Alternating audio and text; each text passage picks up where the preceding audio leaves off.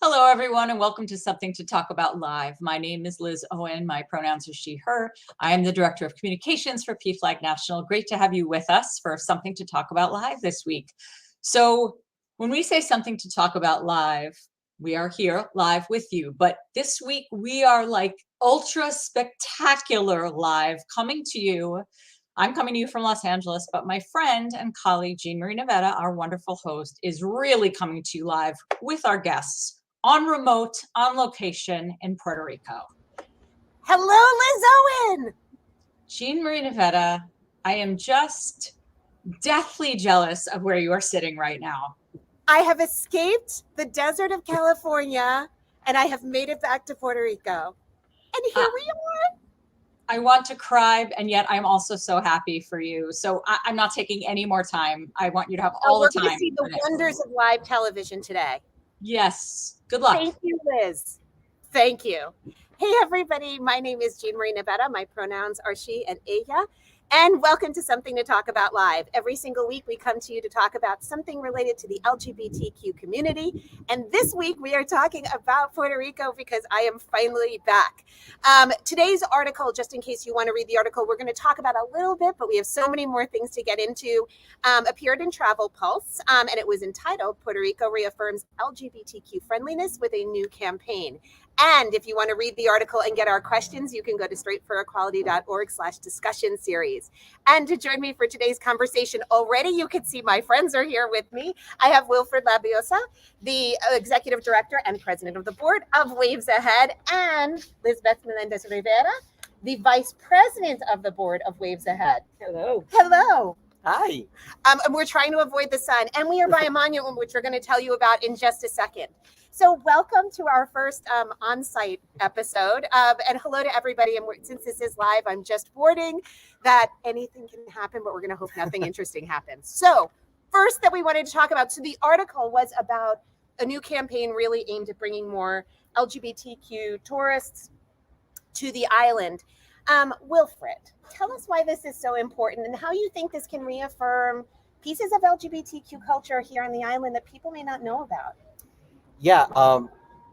First of all, hi, everybody. Saludos a todos y a todas.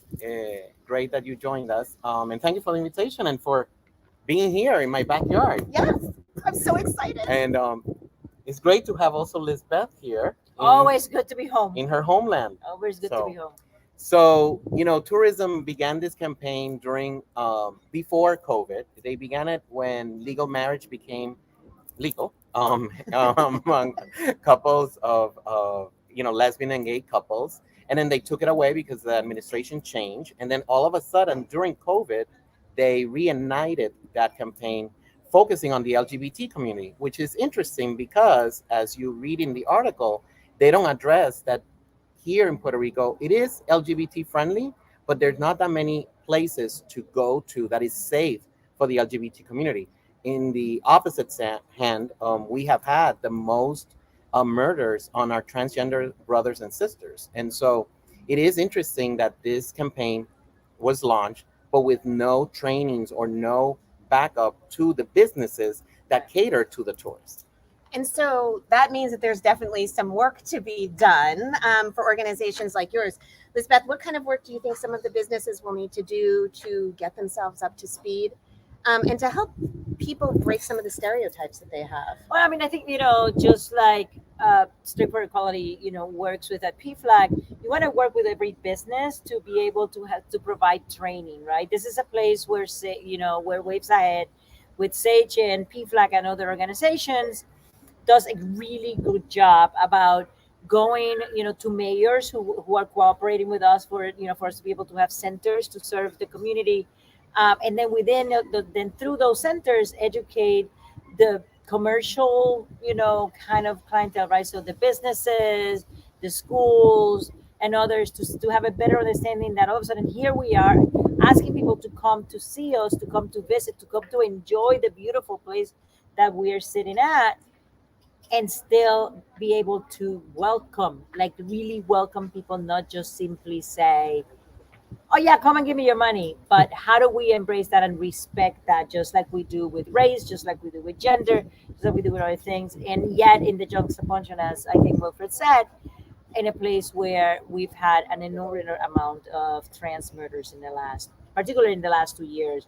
We have more trans women, trans men murdered here than we've had in any other location in the United States. Yeah. And Wilfred, I probably should have asked this first. So for people who are not familiar with Waves Ahead, we've had you on before. Can you tell people a little bit first about what Waves Ahead does? And then I'd love for you to talk about all of the centers that have opened up and how important that is, because I got to be with you yesterday in one, or on Monday in one of them. And then could you just give people a little bit more information? Sure. Waves Ahead began as the organization focusing on the LGBT older adult. But since we opened our first center in San Juan, we saw that there was a need to really provide a safe space for LGBT people in general, as well as allies that really are seeking services that meet their issues about equality and from a standpoint of equity, and provide them a safe space for them to explore their intersectionalities. So we opened the first center in San Juan back in 2017, and then we moved locations to a permanent location in 2019. And then we opened here in Cabo Rojo, because we should say that we're in Cabo Rojo. Yes. And then we just opened up a few weeks ago the third one in Maunabo, with our hope of having 4 centers by next year that provide mental health supports and any other case management or any other support to the LGBT and LGBT older community and the allies to this community that can join us. And here in Cabo Rojo, really is like, I consider it my small province town. I know people are going to say, Wilfred, are you crazy? No, Boquerón I agree. in Cabo Rojo is a very small area of the municipality of Cabo Rojo that really resembles Provincetown. And I lived in Massachusetts for so long that I needed my Provincetown. And So we and so- recreated. so needless to say, when Well, not a salon, but yeah, it's very small for the people who are joining us. It's only maybe 3 blocks around Boquerón, so it's a little bit of P-town. But the new administration really works well with us here in Cabo Rojo, and they, when I approached them to develop this monument behind me, they were open to it. And because of this tourism industry, they said, well, we're catering to the LGBT business, so why not have a monument at a little plaza where you can come and hang out and feel that we celebrate the diversity? And so that's what we did. And as a matter of fact, in that campaign that the article is including, they have 2 shots here in Cabo Rojo, one in the salt marshes of the area, and the other one is right in the middle of town, which is behind us to the left. So this plaza really is next to the ocean. Is behind us, so you cannot see it, but we are seeing the ocean. We're staring right at it. And the beach in front of us. And this plaza really celebrates the diversity, transgender, and the LGBT colors, plus the people of color colors here. I don't know if you can The see brown it. and the black. Yeah. And then it united by the LGBT elder, which is the silver line that unites the triangle. So we're very happy that Cabo Rojo is open to the LGBT business, and the municipality is providing the trainings to the businesses, to the people that live here, and they can come and learn about diversity and how to respect our diversity.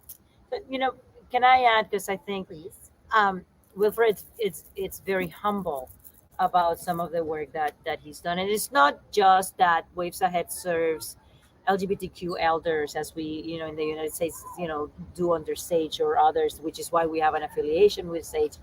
But the fact is that the original idea had a lot to do with not just serving the elder adults, but also how to help people survive.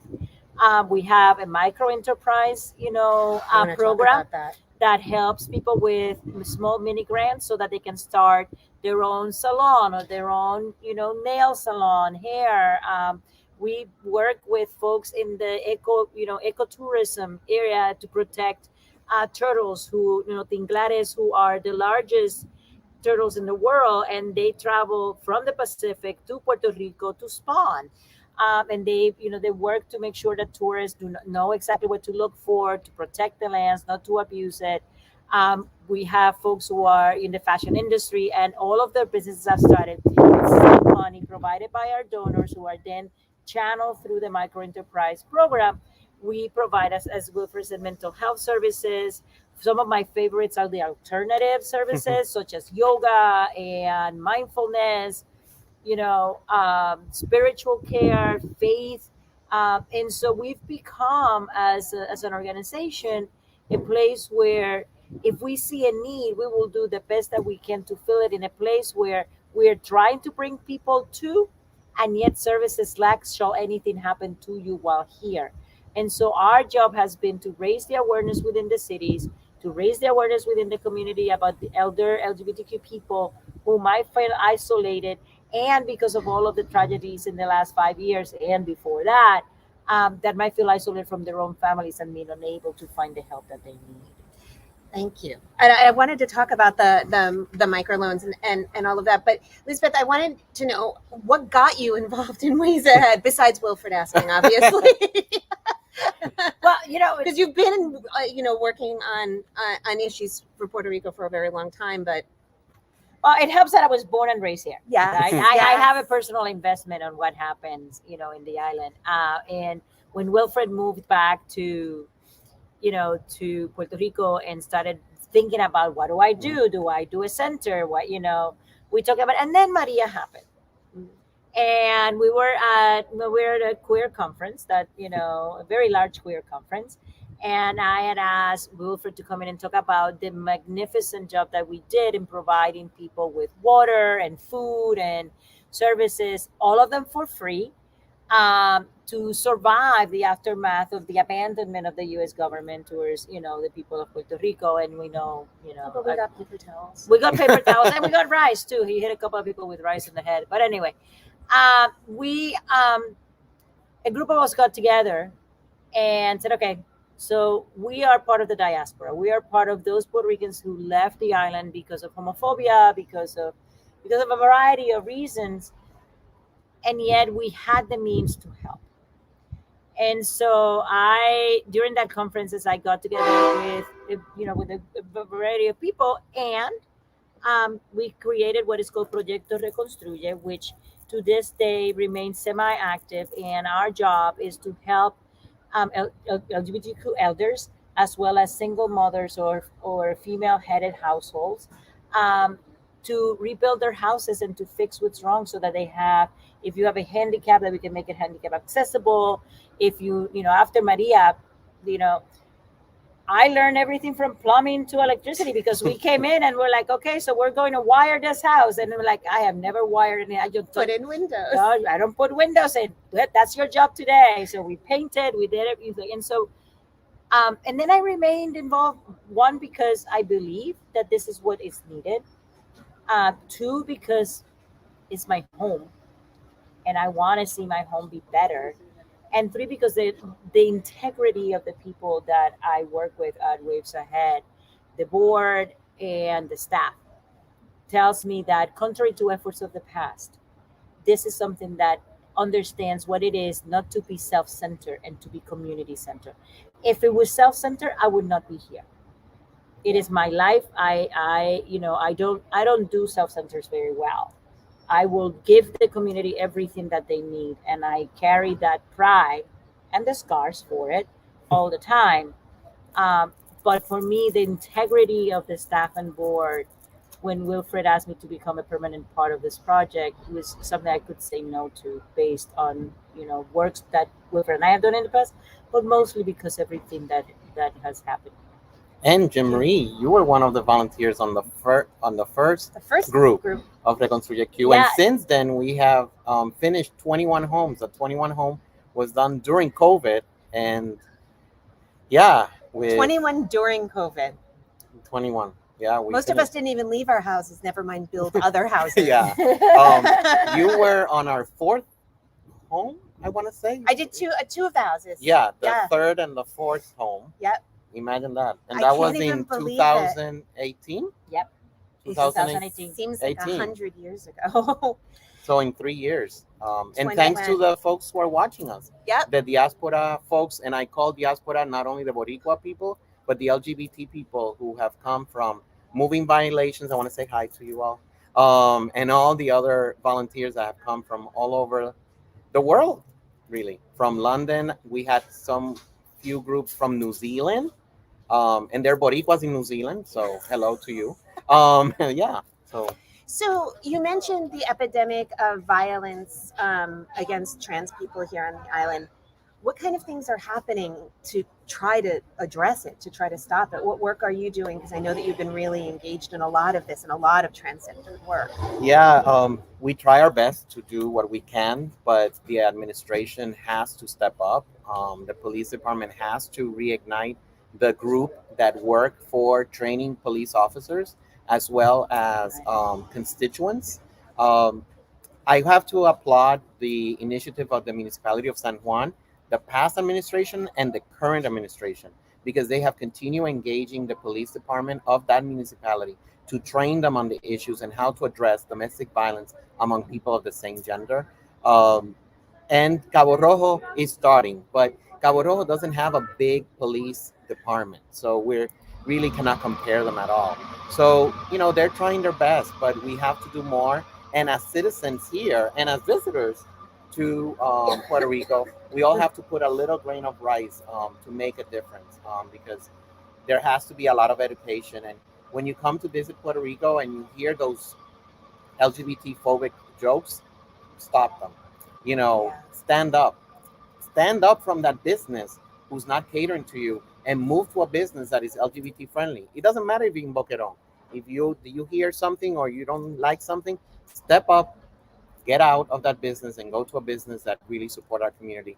And that's one thing that I'm trying to do, is really go and start with a coalition of organizations, like the stickers of Safe Zone that PFLAG did, but we're trying to put them into businesses, so you see that there is a sticker that is a safe zone for LGBT people. That's so important. So I want to talk a little bit about faith, because it plays an enormous role here in Puerto Rico. So there are so many stereotypes that people of faith are not supportive. Lisbeth, talk about what's happening here, how things are changing, where there is still some resistance, and how that change is happening. I think that just like in the United States, we have the two extremes. When I first started doing work around, faith here, maybe about 20 years ago, there was one open and affirming church. It was an MCC. It's located in Rio Piedras. It's still there. Reverend Medrano is the Reverend, somebody who I love and admire. Today, there is anywhere between, depends on who you ask, 13 and 19 opening and affirming churches. That tells us that people are either owning their own queerness in faith or really being open to welcoming queer people to their spaces. The Catholic Church, like with any other place, it's a really interesting place, because the church itself rejects us, and yet the communities continue to embrace us. We are a conservative country, and we have a large evangelical population. We are the money makers for many of them. And so, demonizing us in the press and the homophobic jokes and the transphobic jokes. We have several characters particularly one character that plays on TV that really really throws, what I say, wood to the fire around what does it mean to be queer and trans and all that, because that is just his stick. Right. We are the butt of most of his jokes, and uses faith as like the ways in which he tries to cleanse himself. And yet, what has been really interesting is that the community actually, for the most part, have reacted positively and said, "Well, we don't want to do that." So at the end, I think that things are slow changes, look like they have in the past. I believe that particular denominations are going to start doing better work around the splits from the United States, large denominations like the UCC, I have to tell you, the Lutherans and the Episcopalians here are opening and affirming, even when they don't have a sign outside. Those are two denominations that have not broken from the U.S. conferences. And so things are improving slowly. To an extent, I still have a lot of work to do. We still have a lot of work to do, and we'll continue to do it. And so Sometimes it's not pretty, and sometimes it's amazing, makes you cry to see a Pentecostal church Yes. call you to say, we need you to come and talk to us because we know that to be of God is to be godly, is to be open and is to embrace everybody as to who they are, not to try to change them. And that the fact that I've gone to church after church where that has happened is amazing to me.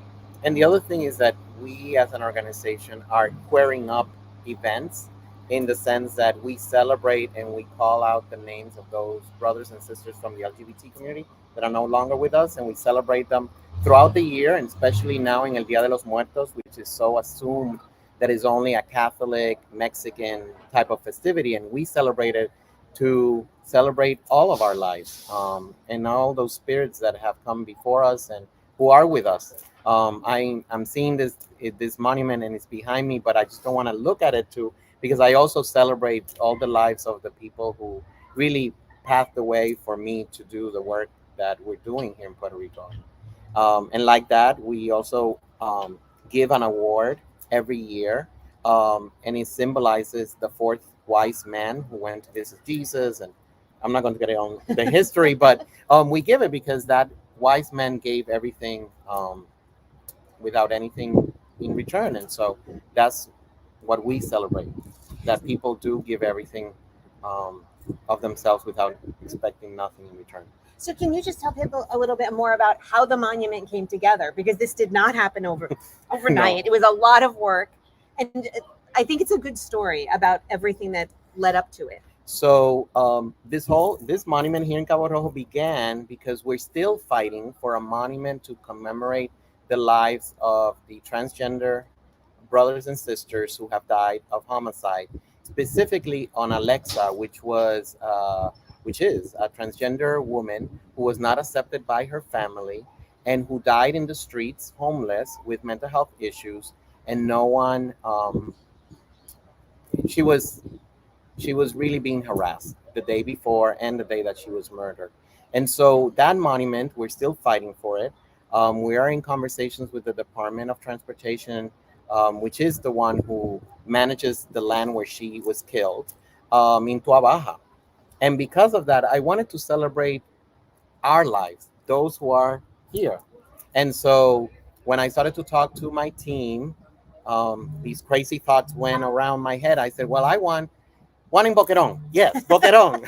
And they were like, oh, okay. In your P-town. Yeah, and my P-town. And so yeah, we have a team that is great. And so we advocated for it, and look at this. It's amazing. And we only spot. could say thank you for you, the viewer, you both, everybody who donates funds to Waves Ahead, because this is all by your funds. And this is no government sanction. Only the local government of Cabo Rojo gave us the permission to do it, and we just did it. So they just gave us the space, and that's it. And so, I know municipalities are very crushed with funds because we are right now in, big problems financially, but Puerto Rico as a whole. But this doesn't cost that much, and we can do it. And I know the Alexa one will come through, no matter if I We're gonna get it there. It's going to get there. I have had so many meetings, and some of them have been really long and interesting for a whole conversation. But it's coming. It is coming. So you mentioned people who have helped fund things. I know that Sage is a huge partner for Waves Ahead, and I think some of the saddest stories and some of the best stories that I've heard you tell about the work that's happening is with the older LGBTQ adults here. So can you talk just a little bit more about some of the issues that they're facing, especially because of COVID? I remember reading some of the narratives and it just broke my heart.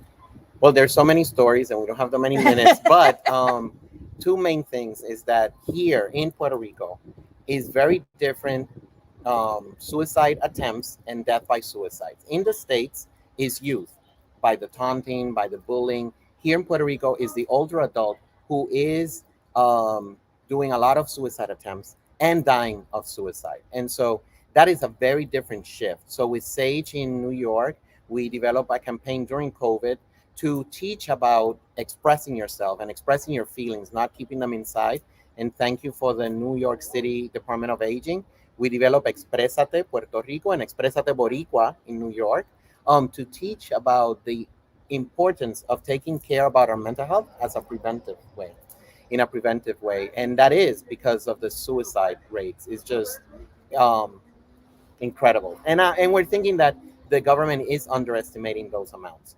And the second thing is that older adults are going back to the closet to live their lives and to live their end of lives in a comfortable way. And that is so sad that they have to go back into a closet, a third, a fourth, fifth closet, however you want to call it, to survive the environment. I have this story which I used it to testify in the local government, about this lady that is a widow.